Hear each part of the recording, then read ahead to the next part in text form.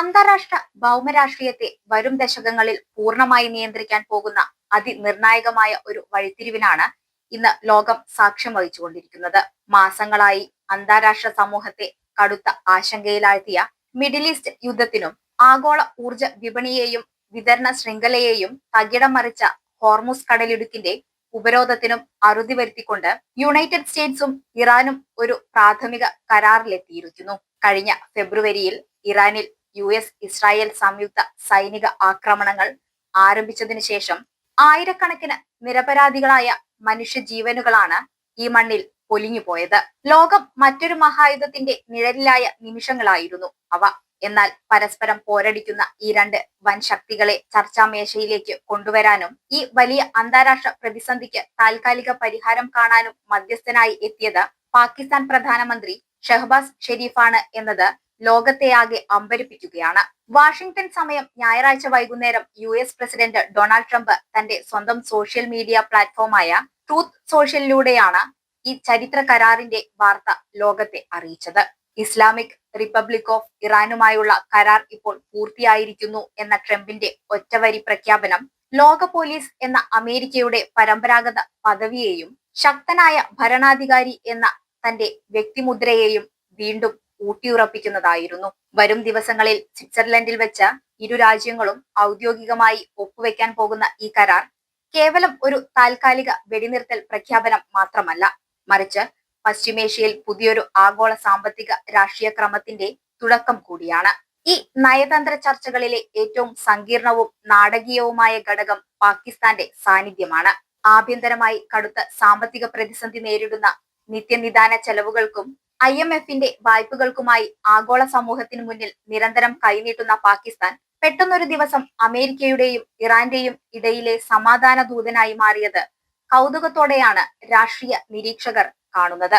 സ്വന്തം രാജ്യത്തെ ഭീകരവാദവും അതിരൂക്ഷമായ പണപ്പെരുപ്പവും രാഷ്ട്രീയ അസ്ഥിരതയും നിയന്ത്രിക്കാൻ കഴിയാത്ത ഒരു ഭരണകൂടം ലോകത്തെ ഏറ്റവും വലിയ ആണവ സൈനിക പ്രതിസന്ധികളിലൊന്ന് പരിഹരിച്ചു എന്ന് അവകാശപ്പെടുന്നത് ഒരുതരം രാഷ്ട്രീയ വിരോധാഭാസമായി വേണം വിലയിരുത്താൻ. കരാറിന് പിന്നാലെ ഷഹബാസ് ഷെരീഫ് തന്റെ എക്സ് ഹാൻഡിലൂടെ ലബനൻ ഉൾപ്പെടെ എല്ലാ മുന്നണികളിലെയും സൈനിക പ്രവർത്തനങ്ങൾ ഉടനടി സ്ഥിരമായി അവസാനിപ്പിക്കണം എന്ന് പ്രഖ്യാപിച്ചപ്പോൾ അത് പാകിസ്ഥാന്റെ നയതന്ത്ര ചരിത്രത്തിലെ ഏറ്റവും വലിയ അത്യുക്തിയായി മാറി. യഥാർത്ഥത്തിൽ ഈ മധ്യസ്ഥതയിലൂടെ പാകിസ്ഥാൻ പ്രധാനമായും ലക്ഷ്യമിടുന്നത് രണ്ട് കാര്യങ്ങളാണ്. ഒന്ന്, ഡൊണാൾഡ് ട്രംപുമായി അടുത്ത ബന്ധം സ്ഥാപിക്കുന്നതിലൂടെ തങ്ങളുടെ തകർന്നടിഞ്ഞ സമ്പദ് വ്യവസ്ഥയ്ക്ക് അമേരിക്കൻ സഹായവും അന്താരാഷ്ട്ര ഫണ്ടുകളും ഉറപ്പാക്കുക എന്നതാണ്. അതിലൂടെ IMF വായ്പകൾ കൂടുതൽ എളുപ്പമാക്കുക എന്നത് പാകിസ്ഥാന്റെ പ്രാഥമിക ലക്ഷ്യമാണ്. രണ്ട്, കടുത്ത ആഭ്യന്തര പരാജയങ്ങളിൽ നിന്നും ജനരോക്ഷത്തിൽ നിന്നും ജനശ്രദ്ധ തിരിച്ചുവിടാനും ആഗോള കാര്യങ്ങളിൽ തങ്ങൾ ഇപ്പോഴും പ്രസക്തരാണെന്ന് ലോകത്തിനു മുന്നിൽ കാണിക്കാനുമുള്ള പാക് ഭരണകൂടത്തിന്റെ ഒരു തന്ത്രപരമായ നീക്കം മാത്രമാണിത്. എന്നാൽ യാഥാർത്ഥ്യം മറ്റൊന്നാണ്. പാകിസ്ഥാൻ ഈ ചർച്ചകളിൽ ഒരു കക്ഷിയായി വന്നെങ്കിലും കരാറിന്റെ അന്തിമ നിബന്ധനകളും കാതലായ വശങ്ങളും നിശ്ചയിച്ചത് അമേരിക്കയും ഇറാനും നേരിട്ട് നടത്തിയ ചർച്ചകളിലൂടെയാണ്. പാകിസ്ഥാൻ ഇവിടെ കേവലം ഒരു പോസ്റ്റ്മാന്റെ ചുമതല മാത്രമാണ് നിർവഹിച്ചത് എന്ന കാര്യത്തിൽ അന്താരാഷ്ട്ര നയതന്ത്ര വിദഗ്ധർക്ക് യാതൊരു സംശയവുമില്ല. അമേരിക്കൻ പ്രസിഡന്റ് ഡൊണാൾഡ് ട്രംപിനെ സംബന്ധിച്ചിടത്തോളം ഈ കരാർ അദ്ദേഹത്തിന്റെ പ്രശസ്തമായ കച്ചവട നയതന്ത്രത്തിന്റെ ഏറ്റവും പുതിയ ഉദാഹരണമാണ്. ലോകത്തിന്റെ സൈനിക സാമ്പത്തിക നിയന്ത്രണങ്ങൾ എപ്പോഴും തന്റെ കൈകളിൽ ഭദ്രമാണെന്ന് കാണിക്കാൻ ട്രംപ് ആഗ്രഹിക്കുന്നു. തന്റെ മുൻഗാമിയായ ജോ ബൈഡനും മറ്റ് പാശ്ചാത്യ രാജ്യങ്ങളും വർഷങ്ങളായി ചർച്ച ചെയ്തിട്ടും പരിഹരിക്കാൻ കഴിയാത്ത ഒരു വലിയ പശ്ചിമേഷ്യൻ പ്രതിസന്ധി തന്റെ കടുത്ത ഭീഷണികളിലൂടെയും കച്ചവട തന്ത്രങ്ങളിലൂടെയും താൻ ഒറ്റയ്ക്ക് പരിഹരിച്ചു എന്ന് വരുത്തി തീർക്കാനാണ് ട്രംപ് ശ്രമിക്കുന്നത്. എങ്കിലും ഈ കരാർ അമേരിക്കയ്ക്കുള്ളിൽ വലിയ രാഷ്ട്രീയ വിമർശനങ്ങൾക്ക് വഴി തുറന്നിട്ടുണ്ട്. ഒബാമ ഭരണകൂടത്തിന്റെ കാലത്തെ ഇറാൻ ആണവ കരാറിലെ ചരിത്രത്തിലെ ഏറ്റവും മോശം കരാർ എന്ന് വിളിച്ച് കടുത്ത ഭാഷയിൽ വിമർശിച്ച വ്യക്തിയാണ് ട്രംപ്. എന്നാൽ അതേ ട്രംപ് ഇപ്പോൾ ഇറാനുമേലുള്ള കടുത്ത സാമ്പത്തിക ഉപരോധങ്ങൾ 60 ദിവസത്തേക്ക് താൽക്കാലികമായി നീക്കാൻ സമ്മതിച്ചിരിക്കുന്നു. കൂടാതെ വിവിധ അന്താരാഷ്ട്ര ബാങ്കുകളെ മരവിപ്പിച്ചു നിർത്തിയിരുന്ന 25 ബില്യൺ ഡോളറിന്റെ ഇറാനിയൻ ആസ്തികൾ ഇറാനിലേക്ക് വിട്ടുകൊടുക്കാൻ തയ്യാറായിട്ടുമുണ്ട്.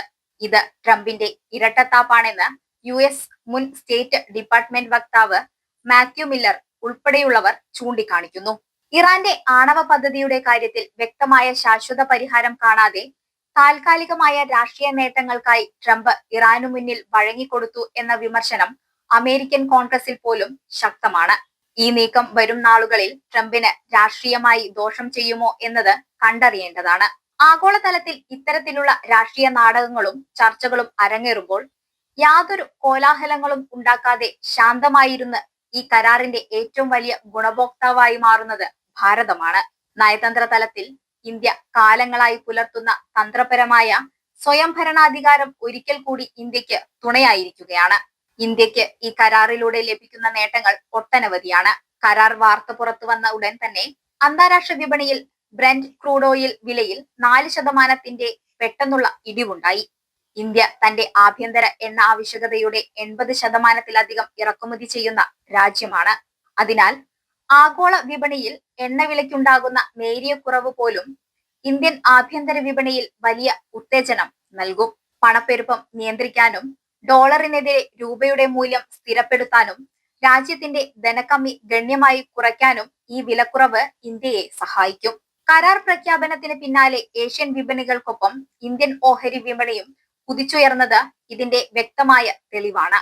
സാമ്പത്തിക സ്ഥിരത കൈവരിക്കാൻ ആഗ്രഹിക്കുന്ന ഏതൊരു വളരുന്ന സമ്പദ് വ്യവസ്ഥയ്ക്കും ഇത്തരമൊരു ഊർജ വിലക്കുറവ് വലിയ അനുഗ്രഹമാണ്. അതുപോലെ തന്നെ ഇറാനിയൻ തുറമുഖങ്ങൾക്കെതിരായ US ഉപരോധം താൽക്കാലികമായി അവസാനിപ്പിക്കാൻ ട്രംപ് ഉത്തരവിട്ടതോടെ ഇന്ത്യ വികസിപ്പിക്കുന്ന ഇറാനിലെ തന്ത്രപ്രധാനമായ ചബഹാർ തുറമുഖത്തിന് പുതിയ ജീവൻ ലഭിക്കുകയാണ്. ശത്രുരാജ്യമായ പാകിസ്ഥാനെ പൂർണ്ണമായി ഒഴിവാക്കിക്കൊണ്ട് മധ്യേഷ്യയിലെയും യൂറോപ്പിലെയും ഇന്ത്യക്കുള്ള ഏറ്റവും സുരക്ഷിതമായ വ്യാപാര പാതയാണ് ചബഹാർ.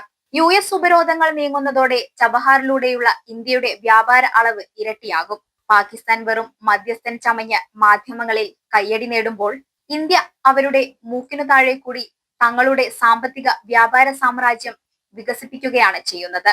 ഇത് ഇന്ത്യയുടെ ദീർഘവീക്ഷണത്തോടെയുള്ള നയതന്ത്രത്തിന്റെ വലിയൊരു വിജയമാണ്.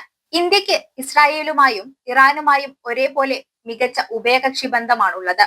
അതുകൊണ്ട് തന്നെ ഈ രണ്ട് രാജ്യങ്ങളും തമ്മിലുള്ള നേരിട്ടുള്ള യുദ്ധം ഇന്ത്യയെ വലിയൊരു നയതന്ത്ര പ്രതിസന്ധിയിലാക്കിയിരുന്നു. ചരക്കു നീക്കങ്ങളെയും പ്രവാസി മലയാളി ഉൾപ്പെടെയുള്ള ദശലക്ഷക്കണക്കിന് ഇന്ത്യൻ തൊഴിലാളികളുടെ സുരക്ഷയെയും ഇത് ബാധിക്കുമായിരുന്നു. എന്നാൽ ഈ പുതിയ കരാറിലൂടെ പശ്ചിമേഷ്യയിൽ താൽക്കാലികമായെങ്കിലും സമാധാനം പുനഃസ്ഥാപിക്കപ്പെടുമ്പോൾ ഇന്ത്യക്ക് ഇരുപക്ഷത്തു നിന്നും ഒരേ സമയം തന്ത്രപരമായ നേട്ടങ്ങൾ കൊയ്യാൻ സാധിക്കും. ആരെയും പിണക്കാതെയുള്ള ഇന്ത്യയുടെ ഈ വിദേശ നയത്തിന്റെ പക്വതയാണ് ഇവിടെ പ്രകടമാകുന്നത്. എങ്കിൽ പോലും ഈ കരാർ ഒരു താൽക്കാലിക ചട്ടക്കൂട് മാത്രമാണ് എന്നത് നാം മറന്നുകൂടാ. ഇറാന്റെ ആണവ പദ്ധതിയുടെ ഭാവി ഇപ്പോഴും പൂർണ്ണമായി നിർണയിക്കപ്പെട്ടിട്ടില്ല. തങ്ങളുടെ അതിസമ്പുഷ്ട യുറേനിയം ശേഖരം നേർപ്പിക്കാൻ ഇറാൻ സമ്മതിച്ചതായി US വൃത്തങ്ങൾ അവകാശപ്പെടുന്നുണ്ടെങ്കിലും തങ്ങളുടെ ദേശീയ പരമാധികാരം ഒന്നിനും പണയം വെക്കില്ലെന്ന കടുത്ത നിലപാടിലാണ് ഇറാൻ വിദേശകാര്യ ഉപമന്ത്രി കാസിം ഗാരിബാബാദി. വരാനിരിക്കുന്ന 60 ദിവസത്തെ വെടിനിർത്തൽ കാലയളവിൽ ഇരു രാജ്യങ്ങളും തമ്മിൽ നടക്കുന്ന ഉന്നതതല ചർച്ചകൾ മാത്രമായിരിക്കും ഈ കരാറിന്റെ ഭാവി നിശ്ചയിക്കുക. കൂടാതെ തങ്ങൾ ഈ ചർച്ചകളിൽ ഒരു തരത്തിലും കക്ഷിയല്ലെന്ന് ഇതിനകം തന്നെ വ്യക്തമാക്കിയിട്ടുള്ള ഇസ്രായേലിന്റെ നിലപാടും ഇവിടെ നിർണായകമാണ്. ഇസ്രായേൽ ഈ കരാറിനെ പൂർണ്ണമായി അംഗീകരിക്കാത്ത പക്ഷം മിഡിൽ ഈസ്റ്റിലെ സമാധാനം ഏതു നിമിഷം വേണമെങ്കിലും വീണ്ടും തകരാം. എന്തൊക്കെയായാലും ലോകത്തെ ഏറ്റവും തന്ത്രപ്രധാനമായ ഹോർമുസ് കടലിടുക്ക് വീണ്ടും തുറക്കുന്നതിനും പശ്ചിമേഷ്യൻ യുദ്ധം താൽക്കാലികമായി അവസാനിപ്പിക്കുന്നതും കനത്ത പ്രതിസന്ധി നേരിടുന്ന ആഗോള സമ്പദ് വ്യവസ്ഥയ്ക്ക് നൽകുന്ന ആശ്വാസം ചെറുതല്ല. ഈ വലിയ ആഗോള രാഷ്ട്രീയ നാടകത്തിൽ ഡൊണാൾഡ് ട്രംപ് തന്റെ വേൾഡ് പോലീസ് പ്രതിച്ഛായ വീണ്ടെടുക്കാൻ പരമാവധി ശ്രമിക്കുമ്പോൾ പാകിസ്ഥാൻ തങ്ങളുടെ ആഭ്യന്തര പരാജയങ്ങൾ മറച്ചുവെക്കാൻ ഒരു സമാധാന ദൂതന്റെ മുഖംമൂടി അണിയുന്നു. എന്നാൽ അന്താരാഷ്ട്ര രാഷ്ട്രീയത്തിലെ യഥാർത്ഥ വിജയികൾ എന്നത് വെറുതെ ശബ്ദമുണ്ടാക്കുന്നവരല്ല, മറിച്ച് തങ്ങൾക്ക് മുന്നിൽ വരുന്ന അവസരങ്ങൾ കൃത്യമായി വിനിയോഗിക്കുന്നവരാണ്. ആ അർത്ഥത്തിൽ ഈ കരാറിന്റെ യഥാർത്ഥ അണിയറ വിജയി ഭാരതം തന്നെയാണ്.